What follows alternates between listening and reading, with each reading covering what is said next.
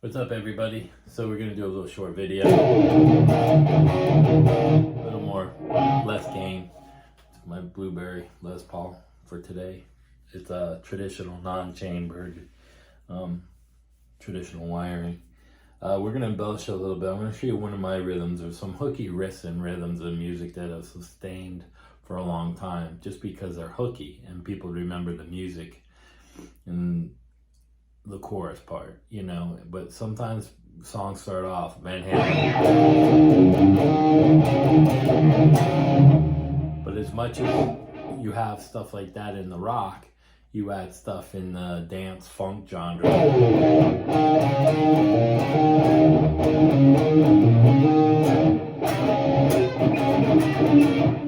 So you had stuff like that, and those songs lasted for the test of time. So here's one of the things you can do. We're gonna go back to that blues note, and here's what we're gonna do.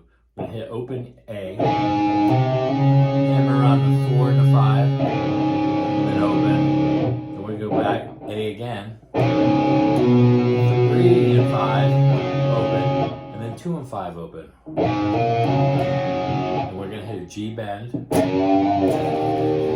an E chord. We're going to do it again to an A. Now this is a great exercise because you're hammering and you're playing chords and hitting open notes, and it's a timing thing.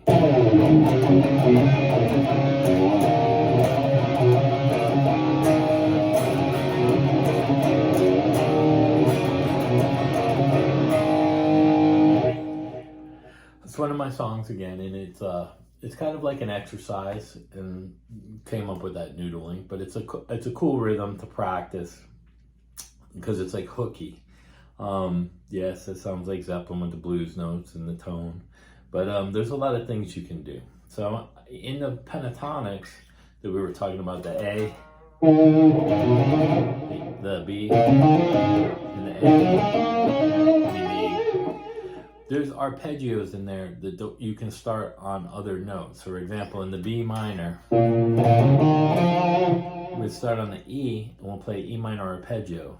So it looks like this. That's 7, 10 on the A, and then we're going to go to the D string and play 9. Then we're going to go to the G string and play 7, 8, 9. I think I said that right. And then B on the 8. And then it looks like the pentatonic thing again on 7 and 10. Now we can move that same exact fingering up to the A in the E position. You have A minor. And what's cool about it is that you're playing an arpeggio based on a different chord in that pentatonic scale, which helps. And you got A, E, and then on here you could even play like a D major, and that would look something like this because it's based on some of the pentatonic notes if you combine the A and the B together. And this will look like this. It's on the 5 and 9, 5, 6, 7, 8, 9. You gotta make sure that's right. And then you go to the 7 on the D, and then on the G, looks like a pentatonic thing where you're going from 5 to 7. And then on the B, you're hitting 7. And then like a pentatonic position again, you're gonna play 5 and 8. So that'll look something like that.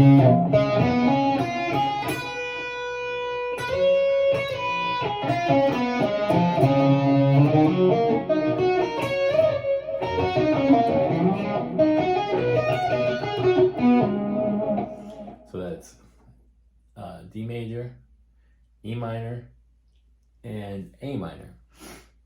And the cool thing about that is arpeggios are great because you can break them up. So you don't have to play a full arpeggio. I don't sweep them. I use them as like fingering to get around. So if I'm here,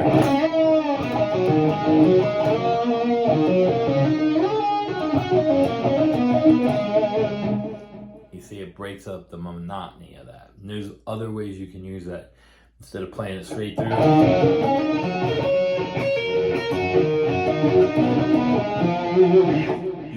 You can do like it's like a second.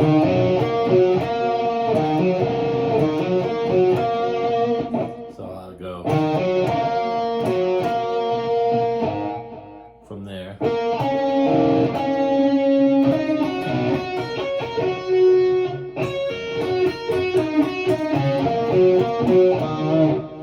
I use it different ways, so that'll help you. So you get 3 positions of arpeggios you can use when you're soloing, which is great. Now some of the other stuff that I do is, we'll talk about George Lynch a little bit from Dokken. So we have the flat 5 here, but he takes this A minor pentatonic a lot, and he flats this note.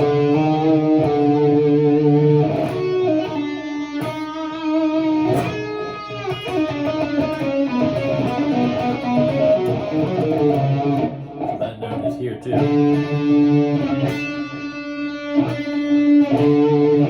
So you learn the note in different spots, and you can use it. You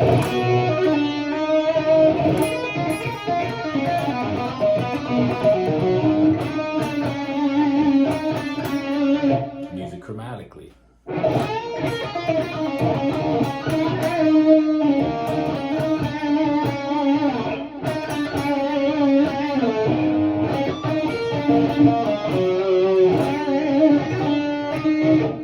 It's a very cool technique he does. It makes some of the soloing interesting that you can use. He likes to flat and sharp a lot of different notes, but that's one of the main notes he uses because he plays out of C major a lot, you know, and the A minor. The A minor is used in a lot of different keys, like it's in G.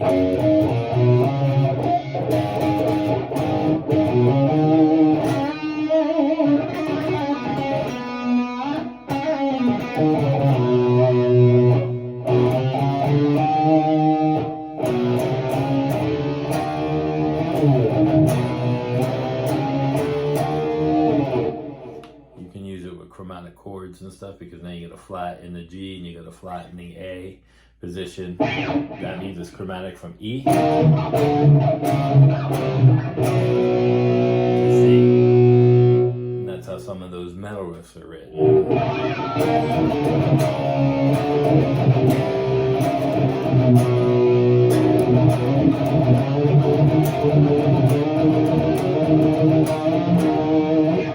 You can do all kinds of stuff with that, and you're soloing in G major again, using A minor and B minor and E minor pentatonics as well. There's other techniques in there. You can play. One of the things I do a lot is I go backwards, like descending runs, but I play them forwards. So it's like doing a pentatonic.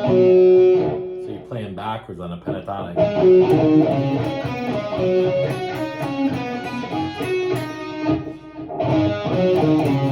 So where I start, let's say this is on the D, on 7, and I just play 4 notes going down the pentatonic. So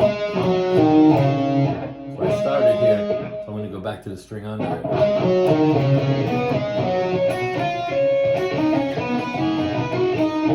So it's basically you're going to skip back to the string that was underneath the starting point.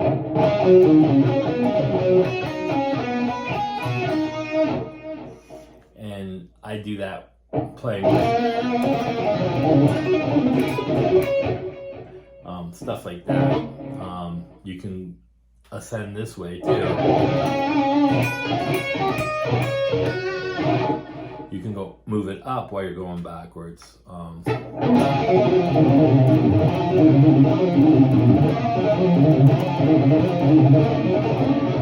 mean, there's all kinds of stuff you can do inside those scales. And again, that comes from noodling, and don't get discouraged if you can't play fast. You start off slow. It's like baby steps. You gotta crawl before you walk. Before you can write a book, you need to spell. And that goes to my major point.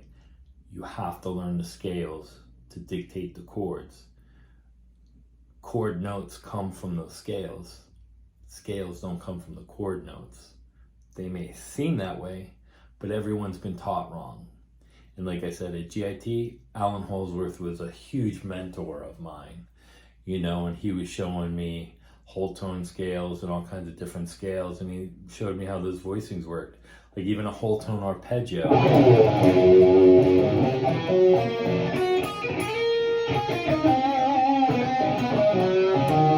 Back into the A minor.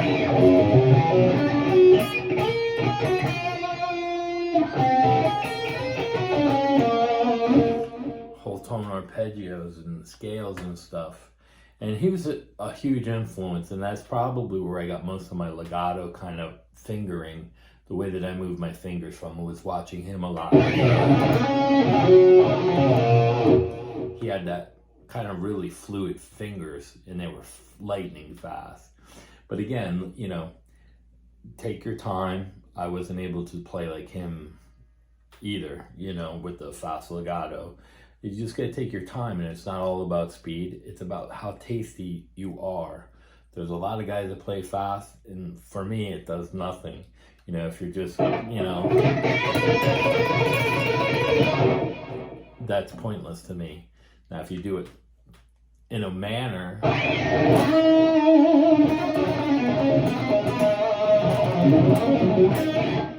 and you throw it in and use it as something to break up the blues bends and everything else, then it becomes tasty.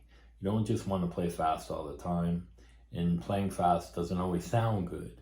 It's about phrasing and connecting the patterns. That's why I showed you the arpeggios. Those are going to help in some of your soloing, and they're great exercises.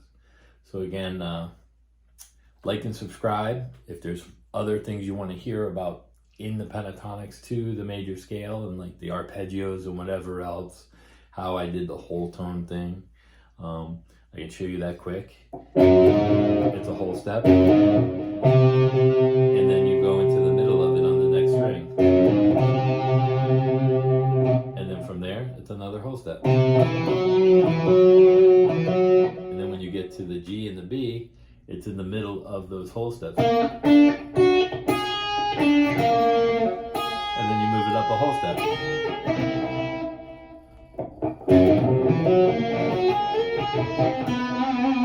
Now back in the pentatonic.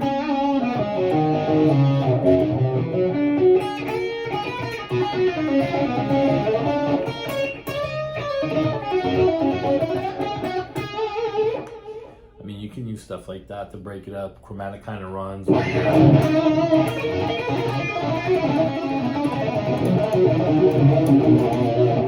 that's... I go to the note under it.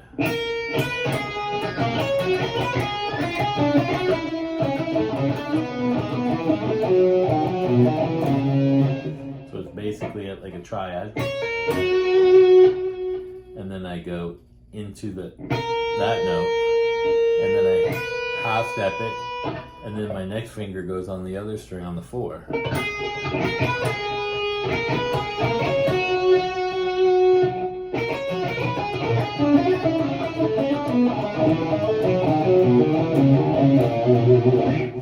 All kinds of stuff you can do. Chromatic runs are great like that. You're starting in key, you go out of key, and you end in key, because you know the scale.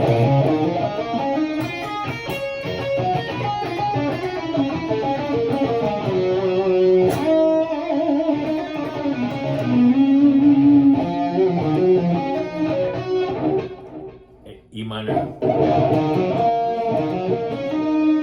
Get there, and I drop it to the whole tone part.